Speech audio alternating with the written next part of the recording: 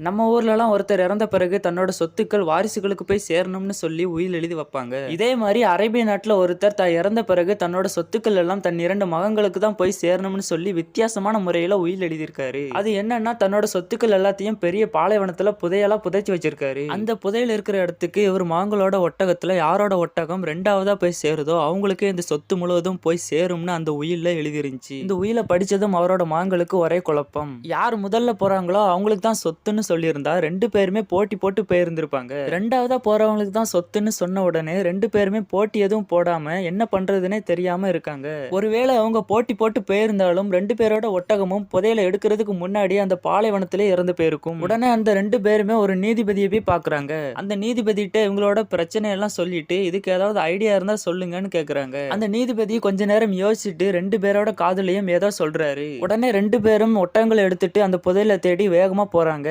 அந்த நீதிபதி எப்படி இவங்களோட பிரச்சனையை தீர்த்திருப்பாரு? சரி வாங்க அது எப்படின்னு பார்க்கலாம். அந்த நீதிபதி அவங்க 2 பேர்ட்டையும் உங்க ஒட்டகத்தை மாத்தி எடுத்துட்டு போங்கன்னு சொல்லியிருக்காரு. அதாவது அண்ணனோட ஒட்டகத்தை தம்பியும் தம்பியோட ஒட்டகத்தை அண்ணனும் எடுத்துட்டு போயிருக்காங்க.